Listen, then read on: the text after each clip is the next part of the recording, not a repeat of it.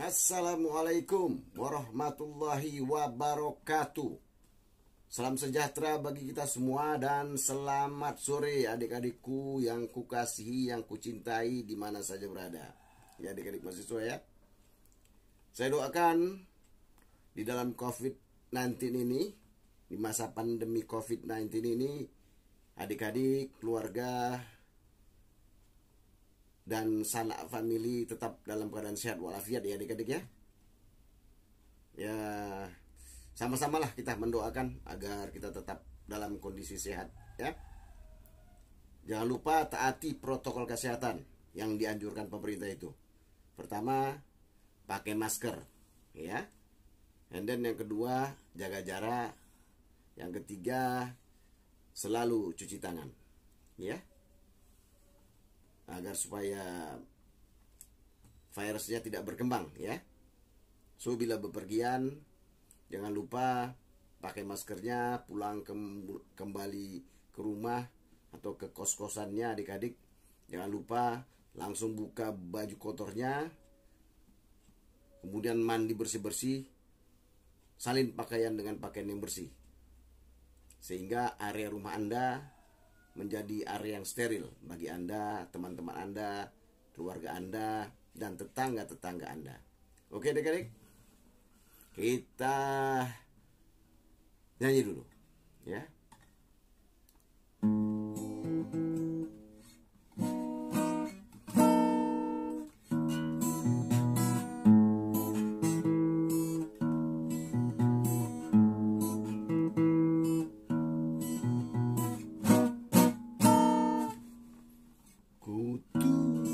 Tuliskan lagu ini,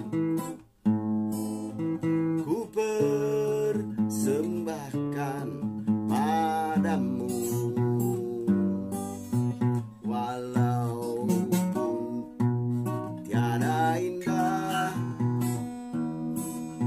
syair lagu yang ku gubah.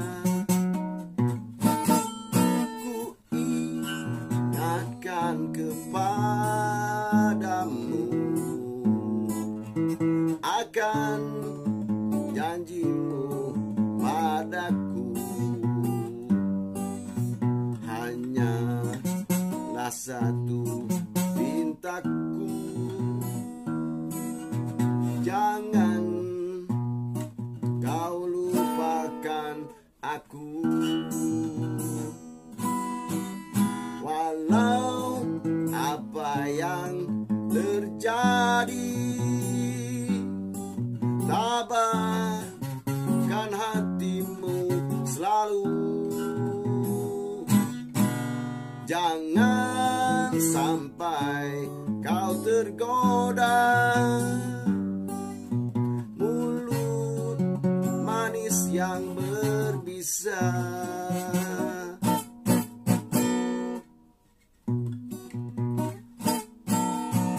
Setahun kita berpisah, sewindu terasa sudah. Duhai gadis pujaanku,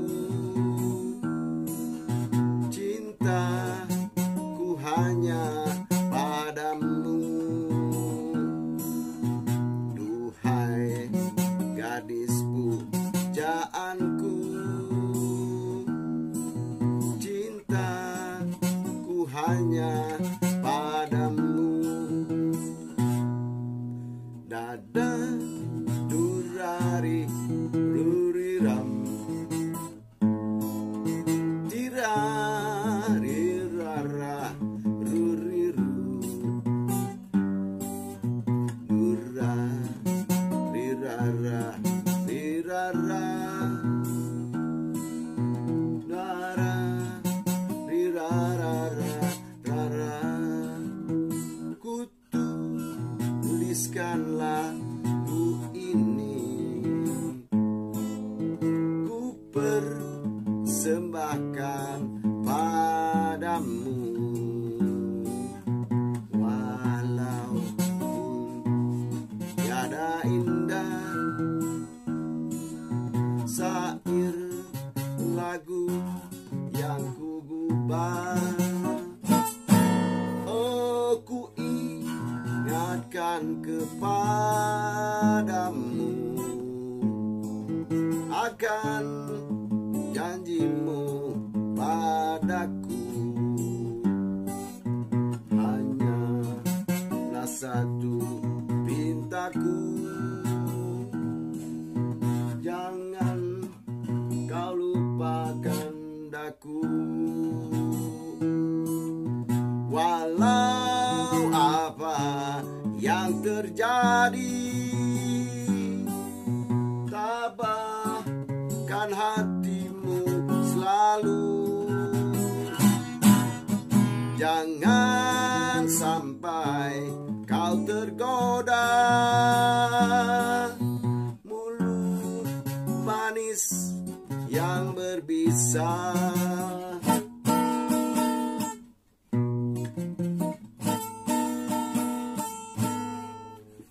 Setahun kita berpisah,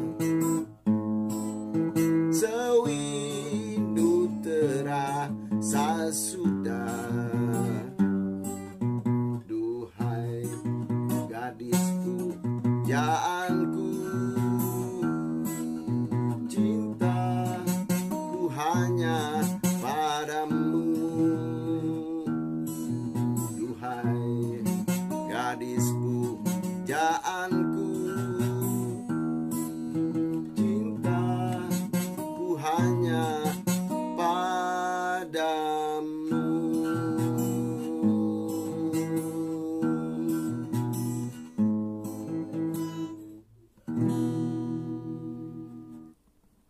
Oke. Setelah kita tadi mendengarkan sebuah lagu, kita masuk ke materi hukum lah dikit ya, cerita-cerita tentang hukum. Kita akan berbicara malam ini tentang doktrin adik-adik. Apa itu doktrin? Doktrin itu pendapat pakar atau ahli hukum atau pendapat sarjana hukum yang terkemuka. Itu adik-adik. Kalau kita berbicara tentang doktrin, doktrin itu termasuk sumber hukum. Nah, itu adik-adik ya. Jadi sumber hukum itu kan ada dua secara garis besarnya. Ada sumber hukum material, satu lagi sumber hukum formal atau formil. Ya. Sekarang malam ini kita berbicara tentang sumber hukum formal, salah satunya yaitu doktrin.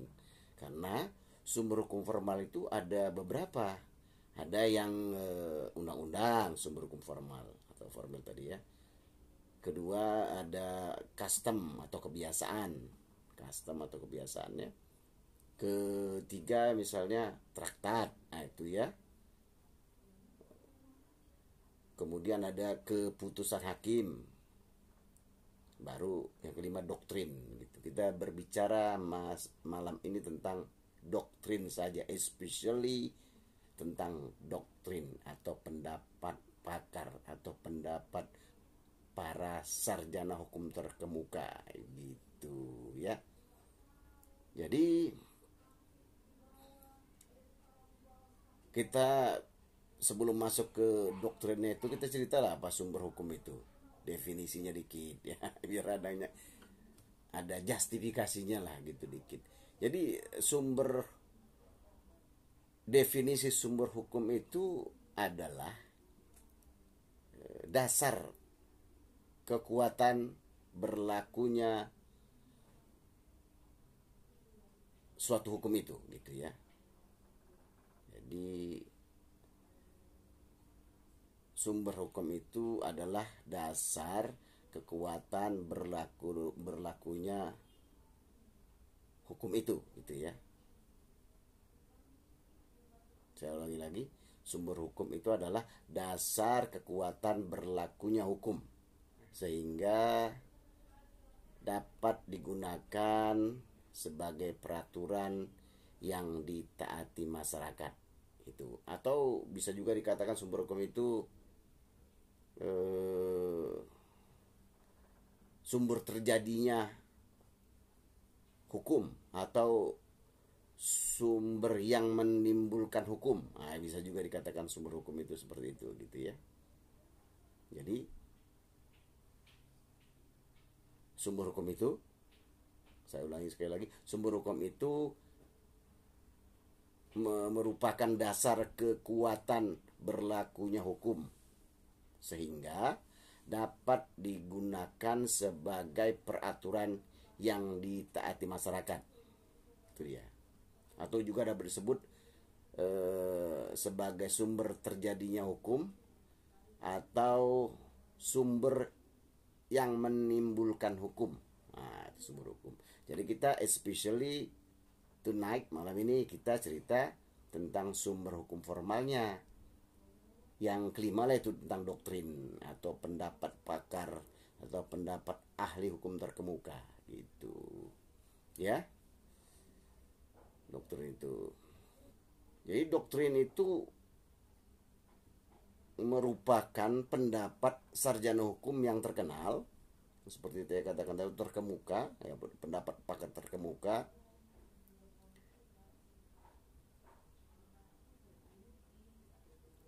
yang menjadi sumber hukum doktrin itu. Nah, doktrin adalah pendapat pakar hukum yang terkemuka, ya, dan doktrin itu bisa menjadi sumber hukum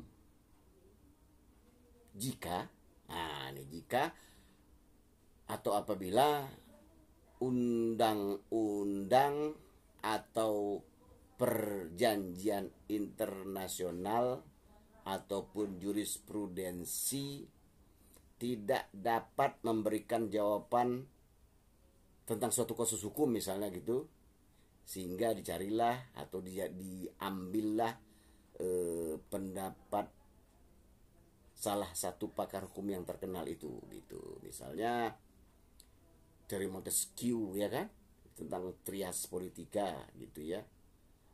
Itulah diambil sebagai justifikasi, sebagai doktrin gitu. Walaupun variannya di Indonesia kan beda trias politikanya, ya, bukan pemisahan kekuasaan kita kan gitu, ya. Kita kalau di Montesquieu kan memang dipisah tuh antara legislatif, yudikatif, eksekutif, itu dipisah gitu, ya. Kalau kita kan bukan pemisahan kekuasaan tapi pembahagian kekuasaan gitu. Itu nantilah kita cerita ya gitu ya, lebih lanjut gitu. Atau di contohnya juga doktrin itu tentang ajaran Imam Syafi'i gitu, yang sering dipakai untuk melaksanakan putusan pengadilan agama misalnya gitu ya. Itu bisa juga disebut doktrin, ya. Pendapat Imam Syafi'i itu dipakai jadi justifikasi bagi putusan pengadilan agama, ya gitu ya, doktrin itu. Jadi di dalam doktrin itu juga berlaku ajas tadi, adik, ada ajasnya gitu ya. Ada ajas yang disebut dengan communis opinio doctorum. Nah itu communis opinio doctorum, yang artinya pendapat yang secara umum itu tidak boleh menyimpang dari pendapat para ahli gitu ya, tentang hukum misalnya gitu ya. Jadi communis opinio doctorum itu artinya suatu pendapat umum tidak boleh menyimpang dari pendapat ahli atau pakarnya gitu. Gitu ya. Jadi ada, kenapa? Karena pakar di bidang itu kan lebih paham gitu, lebih tahu berbicara tentang hukum. Ya, jadi pendapat umum yang general itu harus merujuk kepada yang spesial. Nah, gitu, yang spesial tadi yaitu pendapat pakar. Itu kata ajas komunis opinio doctorum tadi gitu. Jadi tidak boleh suatu pendapat umum itu menyimpang dari pendapat para pakar atau pendapat ahli gitu. Itulah doktrin. Jadi bisa kita simpulkan dari adik ya malam ini, doktrin itu adalah pendapat para pakar atau pendapat pakar hukum yang terkenal atau terkemuka. Doktrin itu dapat menjadi sumber hukum.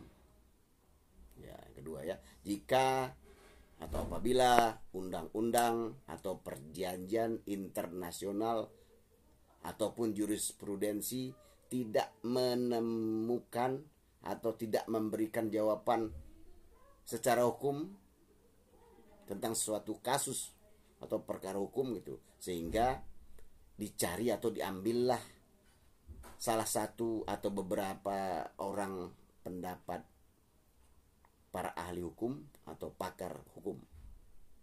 Contohnya seperti Montesquieu di dalam teori trias politikanya. Nah, gitu ya. Juga yang kedua seperti pendapat Imam Syafi'i yang diambil oleh hakim pengadilan agama untuk menjustifikasi putusan-putusan pengadilan agama gitu. Jadi pendapat pakar diambil untuk menjustifikasi pendapat-pendapat atau putusan-putusan pengadilan agama. Itu juga sebagai doktrin adik-adik ya. Semoga bermanfaat. Jangan lupa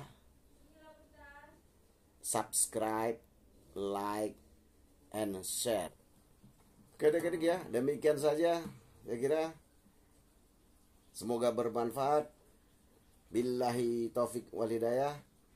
Assalamualaikum warahmatullahi wabarakatuh. Salam sejahtera bagi kita semua dan selamat sore.